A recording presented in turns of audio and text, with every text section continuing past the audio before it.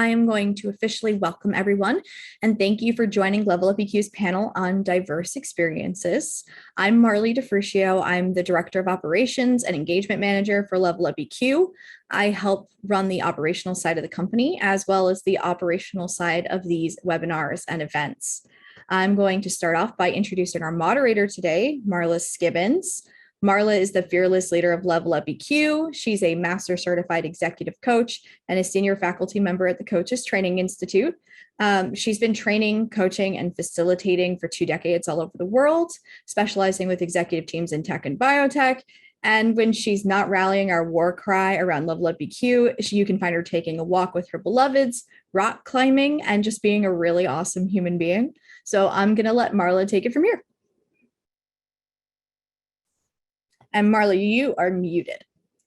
I'm being so careful not to make noise that then I'm not talking. So thank you for that great intro. I want to thank both of you, Nicole and Marley, for making this possible. I know how much work goes into making these panels happen, and for people to get to have really rich conversations comes down to this logistics and the love that you have for the topics. And both of you, Marley and Nicole, thank you for making this happen. And I am the founder of Level Up EQ, and that is who's hosting this webinar. And I know our company is very passionate about diverse experience and inclusion and equity. I am as well. And I usually say a little bit about leadership when I talk about our company, but I want to say we can all do something as organizations to include people. We are a very small company, and yet we dedicate a percentage of every single contract that we book in a sale towards organizations like Black Girls Code and Hidden Genius. We are engaging in our own diversity and inclusion work with our coaches. So when our coaches engage with organizations and their clients, they understand how to help leaders be more inclusive of diverse experience. So it doesn't matter what size of a company, whether it's, you know, a Fortune 100 or a tiny startup, you can start to engage and make this what I think of as love. When I go back to what do we do really as leadership development professionals, we're teaching people to love and be kind and compassionate to people, and this is a part of it. So I am delighted to have our panelists. It gives me chills because I'm excited to have the conversation with you all. This is a super organic, casual conversation for all of us. So we really rely on the folks out there listening to put in your questions, to upvote questions. Don't just sit there and multitask while you're on the line. Please engage, because we need you to form the conversation. And panelists will have you introduce yourselves in a moment.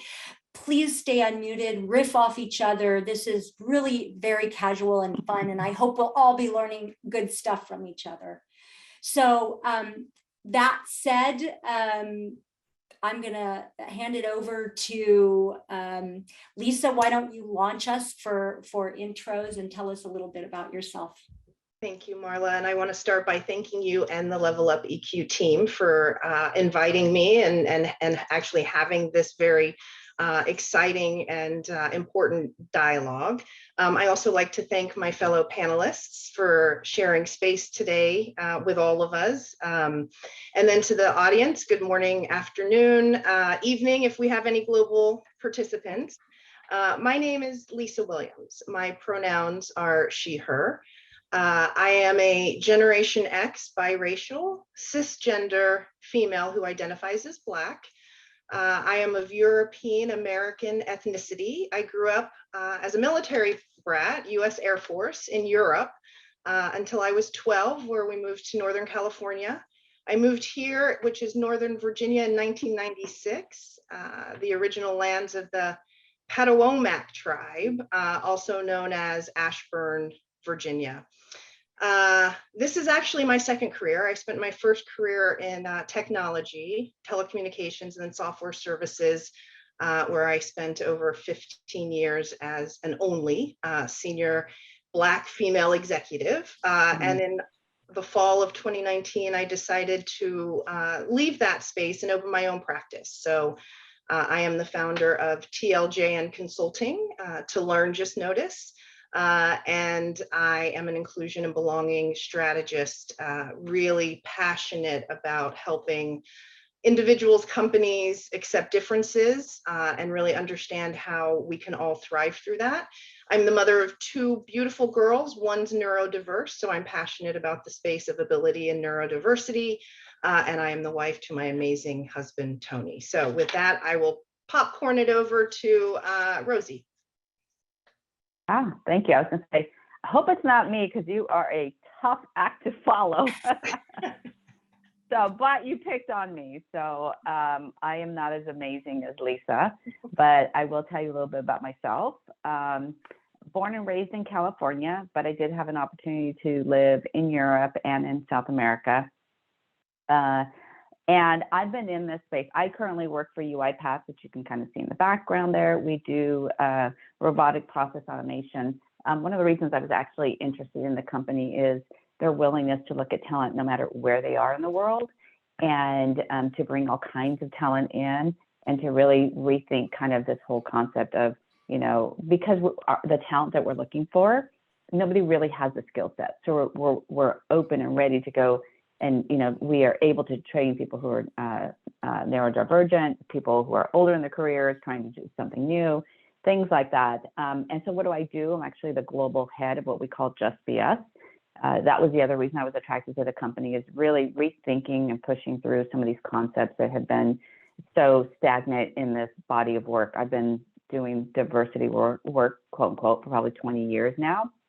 And I'll be very candid. When I started, it was really about women. It was about women in leadership, and it was about white women in leadership.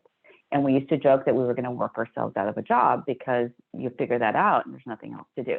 And here I am 20 years later, very excited about the fact that I'm now in a role where we can push this. So when we think about equity, we go beyond that. We want to see where those issues are originating, what's the root cause of them, which is why we look at the justice piece of it. We all know belonging, and then uniqueness, right? People don't want to be numbers. We're way beyond that. I've heard so many people say in, you know, different roles, different companies. I have a lot of peers I work with, you know, who look and go, people are dropping out of the interview process because it becomes very clear to them when they're looking at company websites, et cetera. You're hiring because you're going to be able to make a number. I become a number to you. Or even when they're in the four walls of this company per se, right? They start to feel like they're a number because they see these diversity numbers popping up. And we're all so much more than that. And that's why I'm pushing through and really helping the company understand we have to look at uniqueness, right? What does that mean? How do we bring the whole person into this? And then some of the elements that we've seen that have just started to emerge. In fact, I was talking to a couple of companies. Rosie, yeah. I'm gonna stop because you're launching into the panel. I'm right into the conversation. You are. Hang on. We need to get Melvyn it's your turn. The mix here. Thank you. I love your passion. Thank you, Marlo. That's why we need you here. Well, Thank you. and you're so passionate about it. I don't want to stop it. Pause just for a moment. Over to you. And that's who I am. So. Yes, I know. I remember. I know you. Yes. Yeah. I'm fine. I was just, like you said, I was just thinking, oh, these are hard acts to follow. I'm like, what do you talk about, Mel? All right, I'll make this really quick. My name is Mel Smith. I am the Director of Diversity and Inclusion for an organization called Genworth out of Richmond, Virginia. Primary sector is long-term care insurance. We do some mortgage insurance and we do some annuities and things like that. But I like to start the story off with I'm a native New Yorker, born and raised in New York City, where I had the ability and honor to begin this fight for D&I in the ground, on the ground, in the communities, in the buildings, in the neighborhoods, in the streets and alleyways, having this full hands-on fight for D&I. And I've been doing that for the greater part of my life. So when people ask me, when did you start doing this? I'm like, I've been doing it my whole life. Moved down to Richmond, VA, and formally took the role as Director of Diversity and Inclusion for Genworth. And there I've been doing a lot of work. And people always ask me, what do you do there? And I always say, I make Genworth a fair and equitable place to work. And that's a very short sentence, but there's a lot of work under it. It's like the duck on the pond where you see the feet, you see the duck smoothly across the top of the water, but underneath the feet are paddling like crazy. So I'm making Genworth a diverse and equitable place to work. And I won't say any more because I don't want to jump into the panel. Thanks for having me. Oh my God, my heart's just like Wonderful, bursting Mel. with all of you. So lovely. Okay, cool. So first question, what is included under the diversity umbrella in your mind? And anyone can take it. How about Melvyn? Why don't you grab that and start with it? Great. What's included?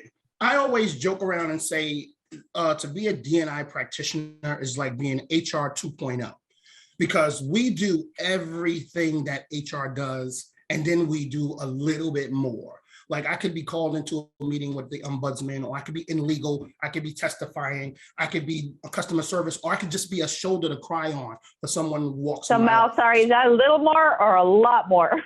That's a lot more, right? Yeah. A lot more. I don't want to downplay my HR people because I love them dearly. Yeah. But I could be. We are so much on every day. So the umbrella. When you say the umbrella, while the umbrella is huge, employee resource groups falls under our umbrella. Sponsoring organizations in the community that have like interests or are allies or advocates for our causes or families or communities. Data analytics, and I always tell people when you get into this job, you're going to be a data specialist. You're going to learn data, you're going to dive into it, you're going to look at it, you're going to learn to read it. It's going to tell a story. It's kind of like the Matrix when he's looking at those letters, you see that data and you can tell the story. Pay equity, we do a lot around pay equity. I work hand in hand with recruiting on a day-to-day basis. Community relations falls under my umbrella. Mentoring inside and outside the organization, and training and development. Those all fall under that wonderful umbrella. So like I said, HR 2.0. Yeah, and I see the duck.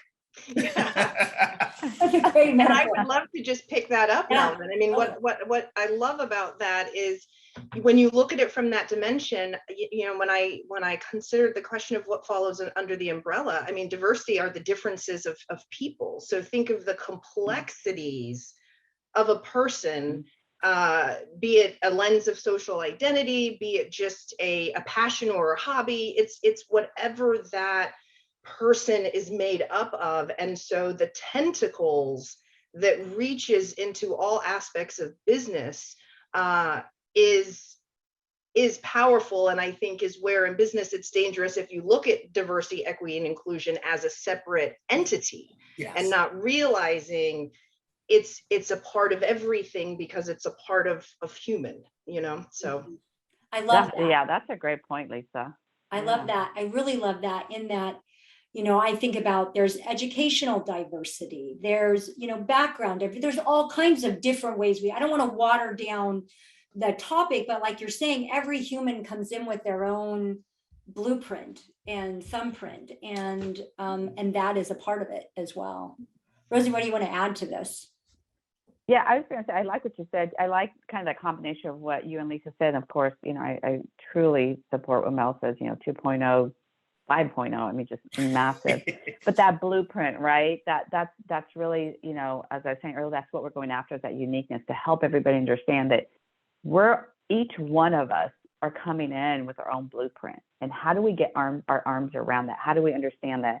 And we are delving into this whole concept that I know it's floating out there, so it's not a new concept, but we're trying to get our arms around it, our teeth on it, this whole intersectionality, right? And the fact that when you have this intersectionality of race, ethnicity, gender, you know, a number of different things, they create new and different experiences for people. And so going back to what Mel said, right? When we find ourselves in everything, I think that we're that voice of reason that says, lead with your people. Lead with the understanding that you're leading with this uniqueness, this intersectionality, and also understand you're not going to figure it all out.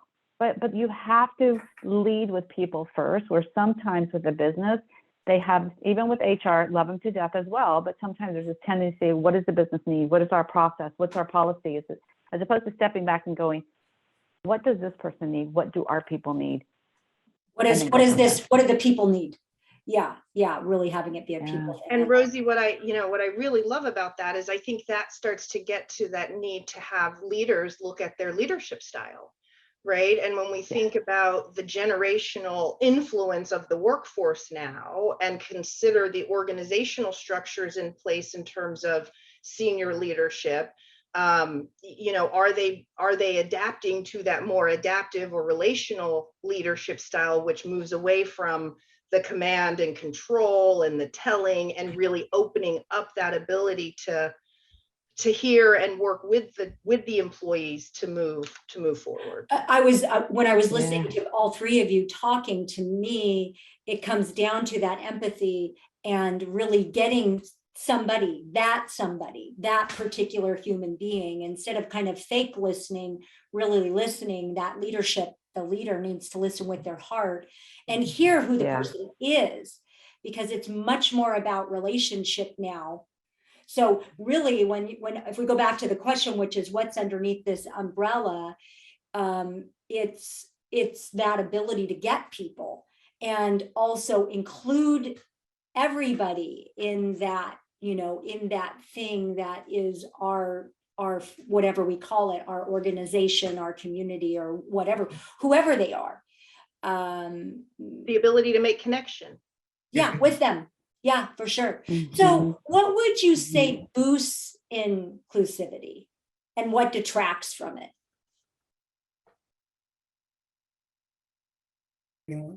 I will go ahead, Mel. No. Go ahead, by all means.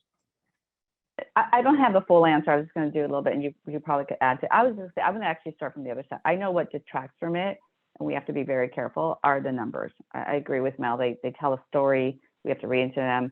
Not everybody needs those numbers. The people are going to take action who can better understand them, need them. And we sometimes have this tendency to want everybody to kind of know, hey, we're trying to move these numbers, even if you don't share the numbers, right? We're trying, and people become numbers. And so that doesn't create inclusion, doesn't create sense of belonging. So I've got that piece clear, right? What includes, what adds, you know, how do you create the sense of inclusion or belonging? You know, there's probably a lot of different ways, but I'll let Mel jump in at this point. All on you. it's boosting it is everyone's involvement. Everyone has to be involved in the inclusivity of the organization, community, family, whatever you're trying to make a inclusive culture. We have to it can't be just this set of people. It can't be the allies or the advocates. It has to be everyone, and I always say from the top down. It has to go from the CEO, from the board down to, and I'm not going to downplay this position, maybe a customer service agent who may not be as high as CEO, but everyone has to be doing it. Yeah. People have to feel like they're part of that inclusive community. So you have to make people feel like they're part of the solution and they're part of making the organization inclusive.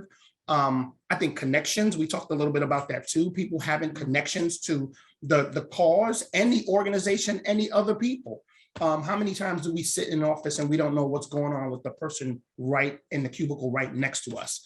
Creating those connections between employees and people and units and teams creates that inclusive culture where people are contributing. People have a voice. A voice is important for inclusivity. People need to feel that they can say and they can be heard and they'll be taken seriously. And also to create that inclusiveness, you need to bake it into, and I tell people this, and it's in my bio, bake it into everything you do. I said, and I tell this story, I walked into the cafeteria, it was Hispanic Heritage Month, and there was no Latin food on the menu. And I was like, what? Corey's the head chef. I'm like, Corey, where's the Latin food? And he was like, oh, I didn't know. So every month he calls me and he says, Mel, what should be on the menu? And that's what I mean, bake it into everything you do. So not only the policies you make, but even the menu and down to the colors that are in the hallways, bake it into everything and use it as a lens to whatever actions you're doing as any employee. Like if I'm making a phone call, be conscious of people's pronouns on a phone, or if I'm talking to an elder person, I need to be aware of that they're not going to know the slang I know, or they're not going to know the terminology I use. So not necessarily. Not necessarily. I said they may not know. Right. Not know. Yeah. Go ahead. Oh no, go ahead. I said a lot, so I'll stop right there. I'm listening to you and so inspired by the bake it in, And I'm curious, and this is for all of you, and Lisa, I want you to also chime in on the original question, which is, how do we not start looking like people go, oh yeah, like it's optical allyship as opposed to, like I think of the DNA of where it comes from, the heart of inclusivity, as opposed to we'll just paint ourselves with the right color and post our, so how does that happen in this process, do you think? So I mean, you can take that if you want or not.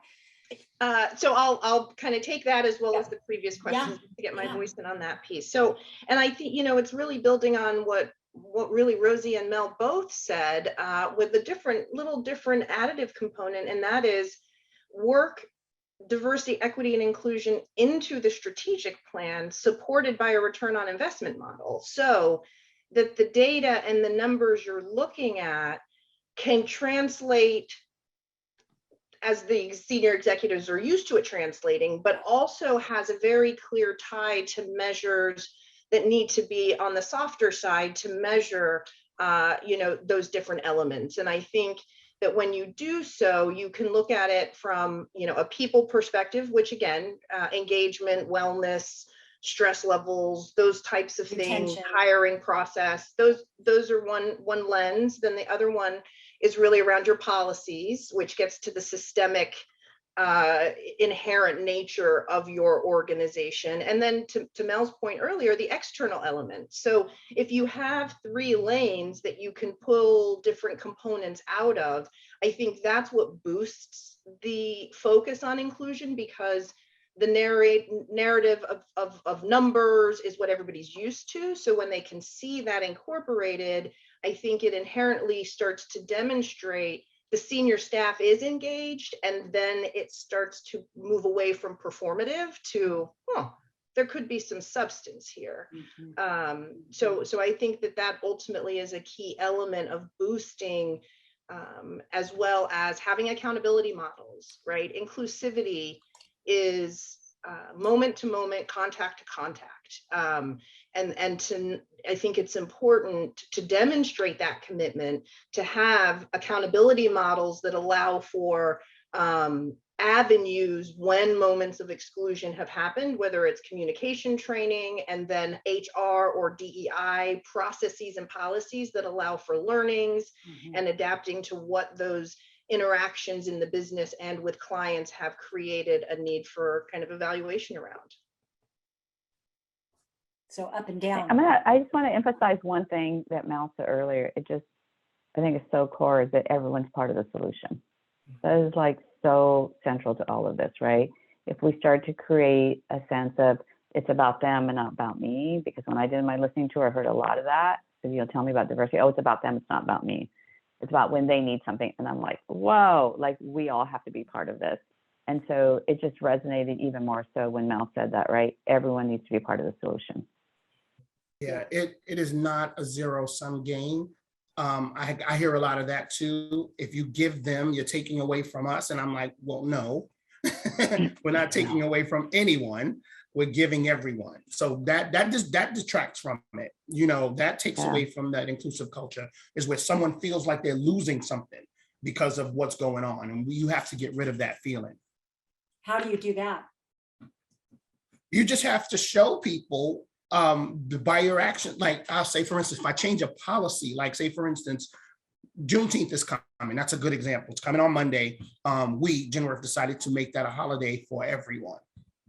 It's just that simple, because we're recognizing the history of Black history and American history by recognizing what happened in Texas and Juneteenth. All of us are getting a holiday.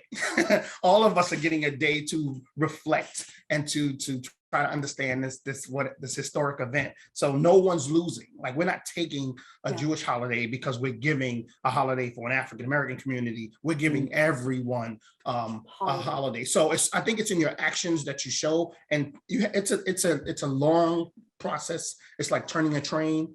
Everyone's not going to jump on board as soon as you do it. They're going to have to see it over time. That, because they're changing this policy, or because we made a non-gender bathroom, that doesn't mean that we got rid of a men's room. No, we didn't do that. We just made a non-gender bathroom. It's just an additional bathroom.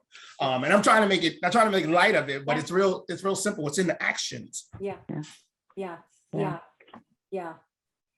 So what's the impact of your D&I efforts? And more specifically, what are you measuring? Like I heard a little bit, Lisa, what you said to be measuring, but I'm curious for Rosie and Melvyn, what you measure. Well, I can answer this. There's and when I first took this job, that was the very first question the higher ups asked me. What are we measuring? What's success look like? And I'm like, wait a minute, relax, take it easy. We got to figure out what's going on, right? There's two types of measurements. There's soft measurements, soft metrics, and then there's hard metrics. The soft metrics are the ones that you can't measure. You can't put a number on engagement. Well, you can say how many people came to this, but you can't actually say if they were engaged or not, right? Communication opens up. I've noticed in the years that I've been doing this, we went from a very quiet organization to a very vocal organization, right? So people are now starting to speak. People, like I talked about that voice, people feel that they have a voice now and they can say things. They get asked those sticky questions that they wouldn't have asked in the past. That's a soft measurement. Also, people are actually doing it. So I get people call me all the time as we're doing a restoration project and we're tearing down a building. And the first question that they asked me was, what's the significance of this land that we're tearing this building down on? Does this have historical significance? And I didn't prompt them to ask that question, but they're doing it. So you see people doing it. People are using the lens, the D&I lens. So those are the soft metrics. The hard metrics are easy. How many people do you hire?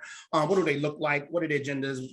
Promotions, how many promotions? You measure the engagement, how many people attended an event, how many people read a book or took a class. Bonuses, you look at people's bonuses, you look at promotions, you look at retention. Those are things that you can measure, hard things you get a number on that you can put on those wonderful PowerPoints and you can give to the higher ups because they like to see those numbers. But I always caution people that there's a couple of things going on that need to be measured. Some we can write down and others we can't. Yeah, that's great. Yeah, that's great. What would you like to add, Rosie? Yeah, I was going to say, usually, yeah, same thing. I was asked the same thing. What are we going to measure? And I did the same thing, Mel. That's kind of, hang on. We're in 45 countries, and where a fourth of us sit in the U.S. and 3/4 is outside the U.S. So it's completely different dynamic. And this is why we ran across a lot of the diversity. What is that? It's not me. All this kind of stuff. So I had to kind of go around and have a better sense of, what is this? And so that soft measurement, as Mel said, became more important to me early on to say, we're starting to break down those silos across the globe. The work, the conversations are actually happening outside the US before they're happening here. They're out, those soft measurements became much more critical. And then because we're pushing beyond diversity, we're now starting to look at the uniqueness. What are we measuring within that lens of being in 45 countries with 3/4 of the people sitting outside the US? And so we're measuring a lot of what Mel's talking about, but we're also trying to go push beyond that and look at things like languages spoken, and nationalities that won't have goals per se, because that was the other thing that kind of threw some people off. They're like, how do you put goals around that? We have to rethink the narrative. When you're telling these stories, when you have these metrics, there are some that you're going to have goals against and some that are just part of the story. And why is it important for us? We started to realize that there were a lot of people who didn't have equity when it came to a communications perspective because their first language is not English. And so they struggle a lot when they're communicating. And some of them have external communications they have to do. And we actually have a resource that we're a vendor that we're working with who's testing out some new applications. So now we can start to figure out who's going to benefit most from this amazing technology that we're testing out. So we're really starting to push the envelope on some of these things to better understand the uniqueness of our people. So we're early on. We have nothing to report at this point, but except that we're on that track and hope to have something soon. So I have two questions, and I can't help myself but ask a follow-on question to the soft, because you each speak to soft measurement. And it sounds anecdotal in a way. And I'm wondering, is there any practices you could share with our audience around, well, what are the feelers I put out? What am I listening for? I don't know. Just how do you remember to keep in that question about what is happening or what am I sensing or feeling from the organization? Or do you actually measure it somehow? We do try and measure it. Our approach has been, first of all, to see who we've been socializing these concepts with, right? Like I said, we have a whole different way of approaching this. We need to make sure it actually resonates across the globe. So we started tracking, where it started out one-on-one. Who are we reaching out to? Then those one-on-ones said, hey, we need you at this all hands. And there's 500 people on this call. There's 1,000 people. So we started tracking that, the fact that we're getting to wider audiences, right? And then we started to track the fact that people would say, can you come help me here with this, present to this person, help this person understand, bring it into this conversation, bring it into this business process. So it is a little bit manual. It's a little bit, and we're 5,000 people, strong, which has doubled in the last year. So it's still kind of manageable, but that's okay, because early on in launching this kind of program, you can manage it. Once it gets bigger and wider, then you are mostly inclined to stick to the hard metrics that you used to, and then all these kind of things result in stories. They end up being the stories, employee stories, and people are willing to step up and say, here's my story of this diversity journey and how it impacted me positively. So those start to evolve. Some of the techniques that I had employed prior to leaving technology space, I had a very diverse organization. I ran operations organizations. So we had quite a bit of gender as well as race diversity, as well, many social identities, and engagement surveys that trended employee responses was one kind of tactical way that we were able to do it, coupled with stay interviews. And so we were able, I was able, working with HR business partners and my management staff, to create a series of questions in those two HR tools, if you will, that allowed us to to measure employee satisfaction under the umbrella of wellness, as well as just inclusiveness. Yeah, that's great. So I'm asking these questions because I imagine for some people listening to you all, okay, how do I actually do this? How do I actually measure? I really want to give people the opportunity to take some of what you say and make it happen, be tactical about it. So I'm curious, you're doing all the work that you're doing in your organizations. Are you always having your intended impact? And I think, Marley, you have a poll. Should we have them answer before we do the poll, or do you want to do a poll question answer after? We're going to do the poll after, because I would love to hear first coming from the panelists. And Great. Do you always meet your intended impact of being an inclusive and diverse? I know we don't. And I've been at this long enough to know it doesn't always happen. No. I always tell my team, right? Social, political, and economic dynamics are always at play. So we're constantly, what we thought would have worked, at one point, all of a sudden, we couldn't move and shift and, pivot fast enough. And so, yeah, we aren't always as successful as we would have liked to be. And that's part of the learning. Melvyn. I was going to say exactly the same thing. And I'll take the people aspect of it. And I've been doing this for a little while, we haven't brought everyone along yet. Everybody's not on this road. Everybody's not where we would like them to be when it comes down to diversity, equity, inclusion, belonging, value, all the stuff that we're trying to do. Like I said, it's turning a train. It's a very hard and very long process, but you just keep doing. And I guess that's what gets me up every morning, knowing that I'll just keep doing. We might fall short on something, but we just keep doing. And that's the important part. Yeah, I have to agree with my panelists. It's work that we strive for, right? And intention versus impact. I think that's just such a powerful. Again, I look at that as something as we strive to attain. But to Rosie's point, there is so much that shows up with individual connections and contacts that you can be open to the possibilities, but definitely not looking, for the result, which I think is, again, representative of DEI work. I believe it's a process, not an outcome.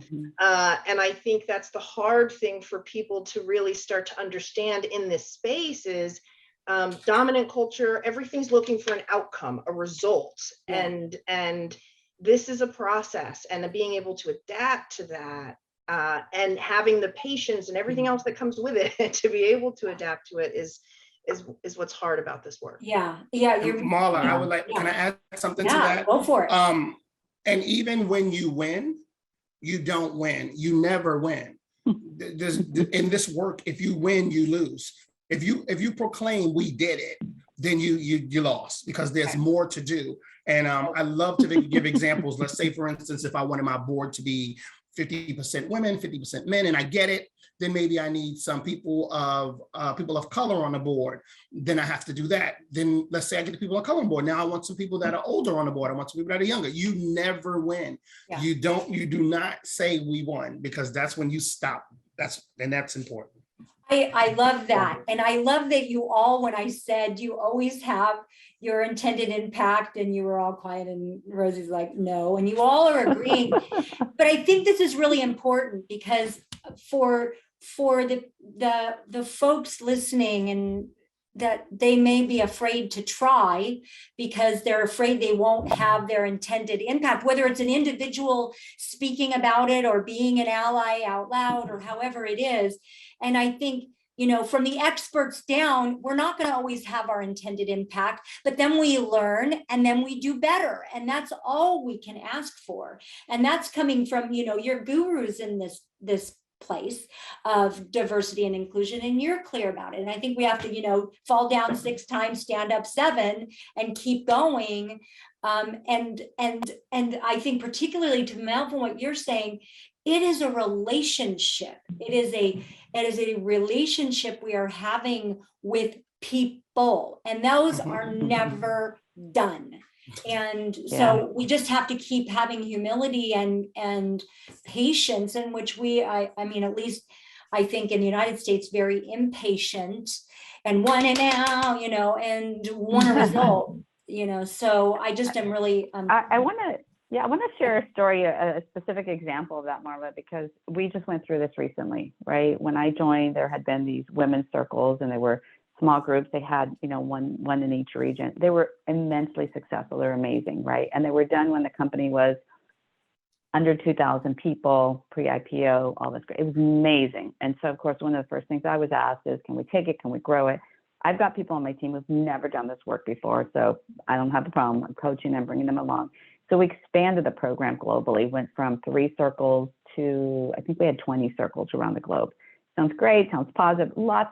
We had so many people who were interested, so many women who were interested, that we couldn't get them all in there. We had almost 200 women who had raised their hand, and we were able to get about maybe close to 100 of them on these circles. So there's this huge, huge demand. And I will tell you, we got at the end of it, which we just wrapped up not too long ago, and they were horrible.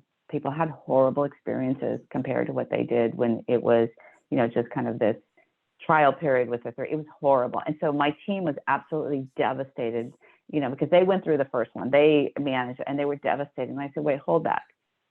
What did we learn from this? What was it that we learned? And so it was through that we were able to transition into something even better. And it clicks more, going back to what Mel said, right? Including everyone, bringing it there. And we're now not only able to bring in 200 women, we've now doubled in size, right? And so it was really hard just for my team to understand that failure, we had to step back and look at, what did we learn? Had we not failed here, we couldn't make the transition. We could not go to this, because people would have still been stuck there. And it was very, very labor intensive for us as well. And so now we're going into a new model. It's going to work amazing for them. That's so great. yeah, that's great. Now I want to have, you got to go with some of those punches. Exactly, right? You got to get them and roll with them and create lemonade out of it. So Marley, what was the answer to, do you always meet your intended impact? I know you had a question from a poll that matched up with that. So it looks like the audience pretty much agrees, and 67% some of the time. We had one person who said most of the time, which I guess amazing for the person, but it seems like it's some of the time. So despite the fact that we have great intentions, we don't always land the impact, which is natural and part of relationship in general with people. Speaking of folks, I want to kind of bring up this audience question that we have. It's going backwards a little bit to one of our other question. But for the panelists, from a rewards standpoint, has your organization surveyed employee preferences, and are you working to build out an employee value prop that aligns with those preferences? I can start. I can excuse me. I can start. Peter, we ask our employees everything. I mean, it's to the point where I believe that if you're going to do something to the people, you need to talk to them about it. So we ask our employees everything.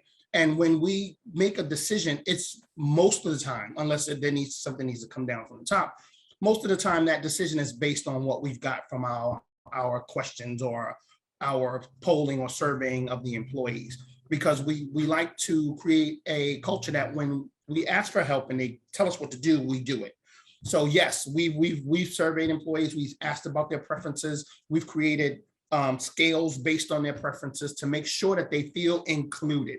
Like I said, that they feel like they're part of the system. So the short answer to that question is yes. The long answer is yes. Once you get that answer, do something with it and let them know. So be transparent about your process. Yeah. So rewarding people based on, I might not want bonuses, I want time off, or I don't want time off, I want money, because it's like a love language. Not everybody has the same one, so. We gave unlimited time off 2 years ago. And that was a result of asking people, what do you want? And people said, well, we want more sick days. And we're like, you know what? We're just going to give you unlimited time. How about that?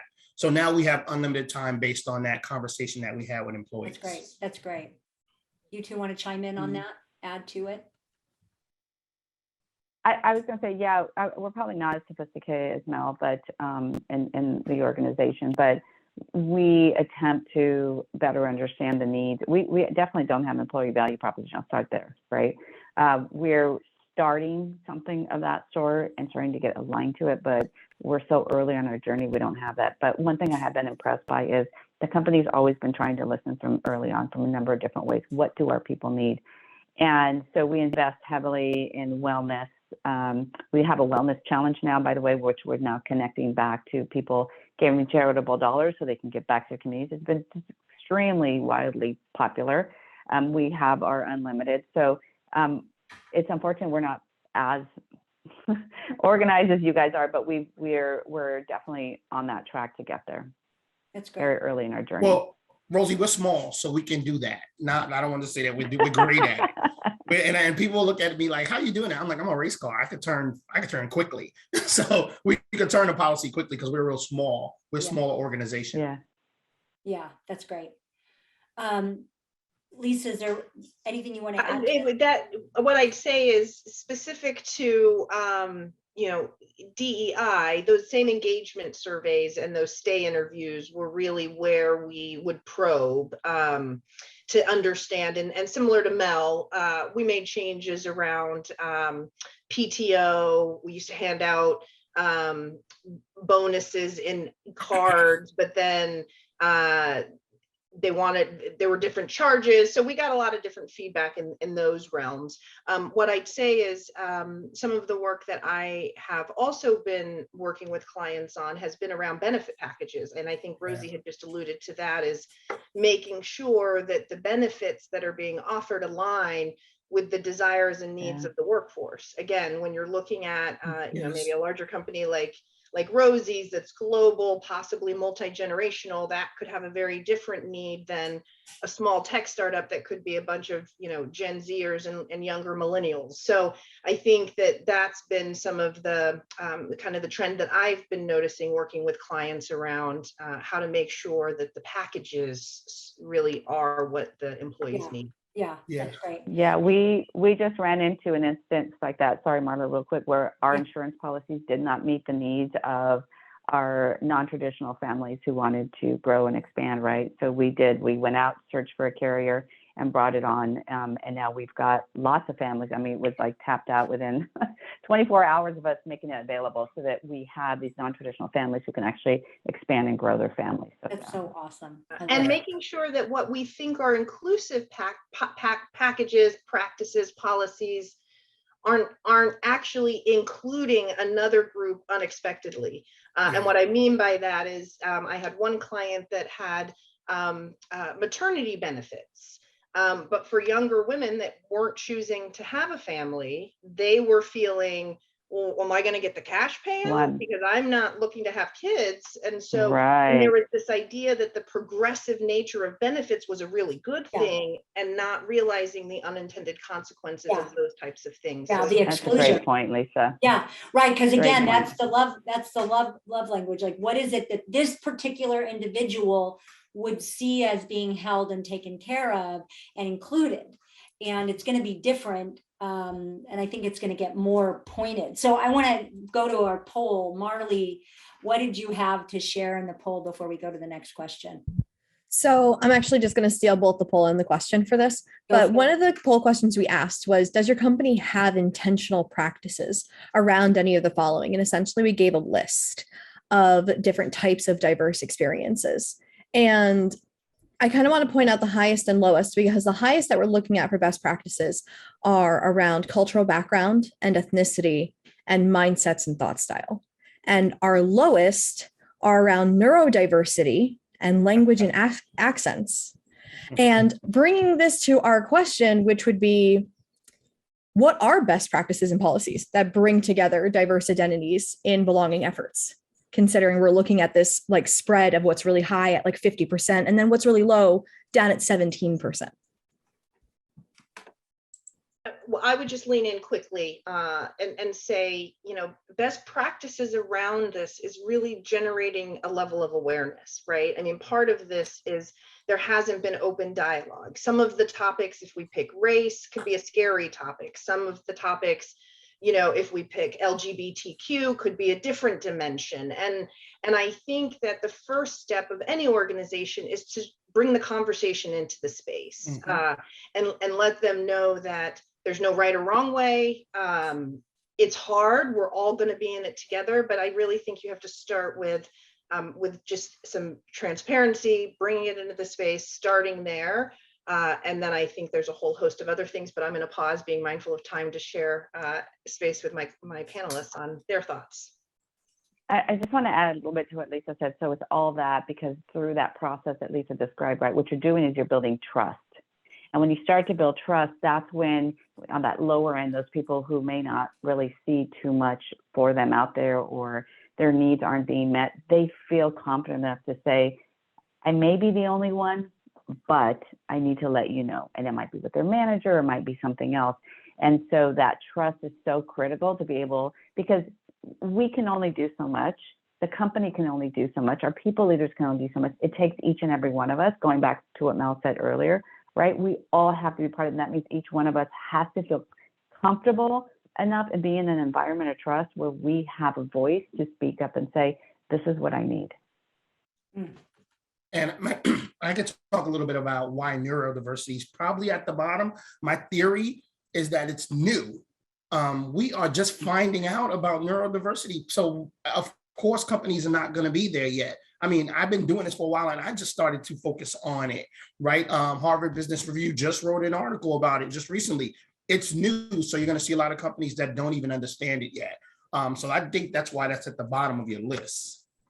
Go ahead. Well, Mel, I just want to pick that up, because it's one of the examples that I give personally of my own story in this space. And I think, that lens of awareness. So I think in my intro, I shared I'm the mother of a neurodiverse daughter. She's double deficit dyslexic, which presents many challenges for reading and writing. But when I was in corporate America, I unfortunately was very focused. We had a program management arm. We did a lot of writing. I was hyper focused on grammar, spelling, how you formatted documents. It never dawned on me to give people means to do things in an audio manner, to come into my office and present their ideas. I required it in writing. I printed it. I marked it up. I gave it back. And now I cringe when I think about how many of my employees, when 1 in 5 people actually have dyslexia, how many did I make feel this small over in the corner because I never considered it. And so that's a real-time example of just creating some awareness of these identity groups And I do think with autism and ADHD and dyslexia becoming much of a mainstream topic, maybe tied to the literacy problem in the country, neurodiversity is coming into the space much more. Yeah. Yeah. I'd like to hop in here real quick and thank Lisa for sharing your story, and something that you did by sharing your story that I think is also very important for each one of us is to be humble, to say, I messed up, I look back and I cringe, right? So thank you for that. Yeah. So I want to ask you each, there are people listening and hundreds that will listen later that that are wanting to hear your advice. They're wanting to hear, what do we do, you all, to move the needle on this? So based on our conversation today, what do you want our audience to take away and either knowing or doing now towards their belonging and inclusion? My thing that I want to just convey right away is that, we always say perspective is reality. The person that has the perspective, that's their reality. In this space, just understanding that everybody brings their own unique element. And so I think in our natural existence, I tend to basically boil it down to say our assumptions and judgments. If we can just maybe pause on assumptions and judgments and consider, recognize when they're happening, and just pause and consider why is that happening? I think that starts to create just a little bit of space that then allows the individual to kind of really start to come into this work, or into becoming a change agent in the space of inclusion, I guess is a better way to say that for our audience.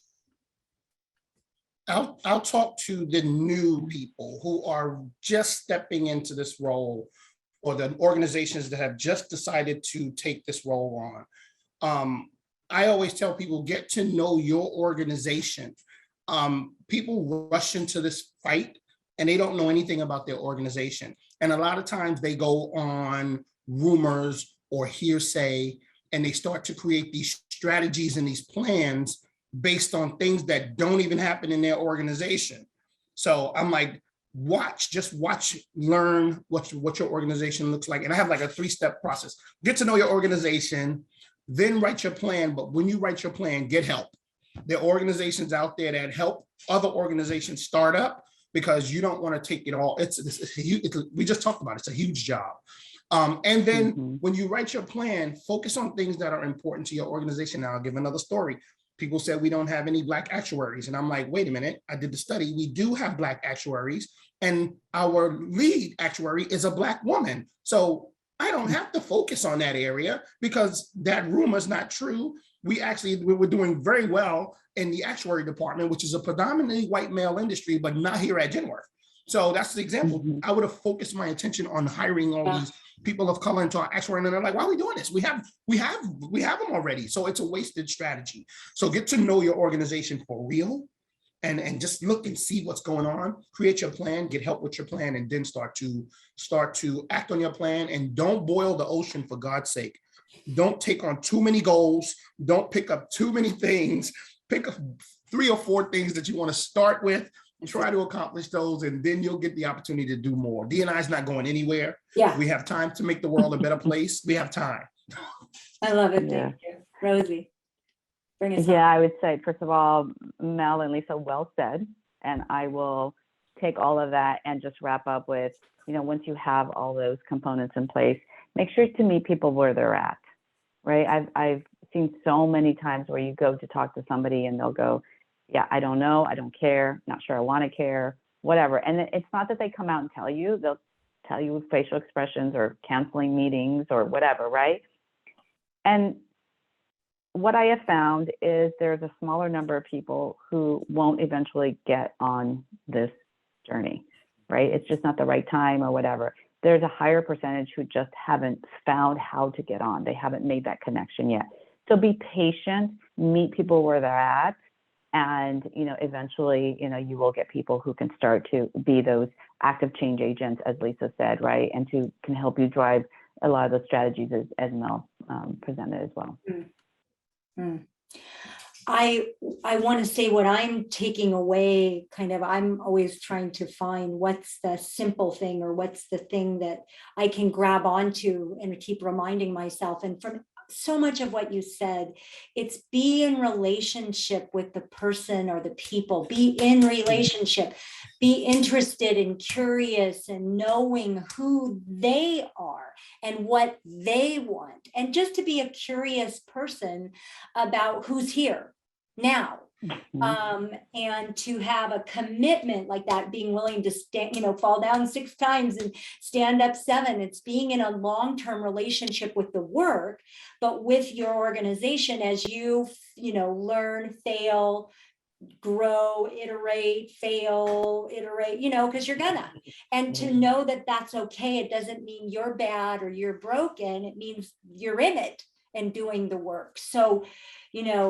for anyone out there listening to this and going, okay, I can do this. Yes, you can, and you will fail. It sounds like that's eminent in the work, and to be kind and compassionate with yourself and patient with yourself and others, and continue to just be a great relationship person, because that's what it's about, is being in relationship with people and including everyone in that.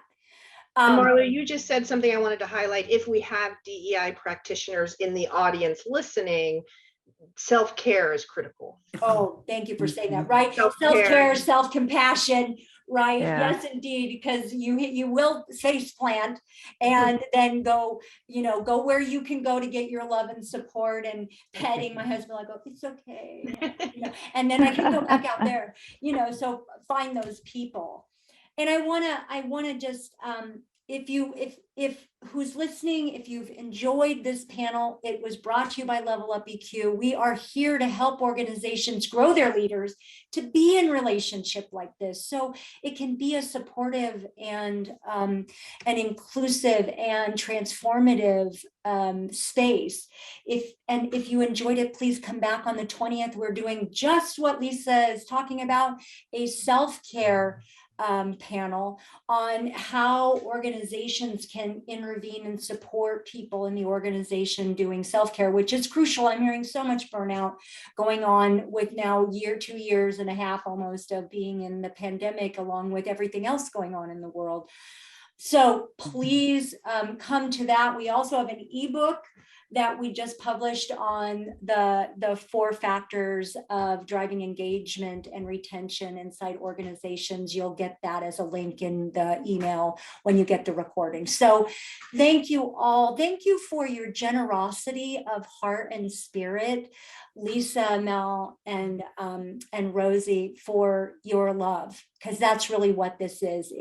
When I think about justice, I loved it being said, justice is love made visible. And really, you are being love practitioners in your organizations to have everyone be included. So thank you for that beautiful work you do. And with that, thank you, Marla. You are free to go. So enjoy, have a beautiful day. Thank you all for listening. Thank you for sharing.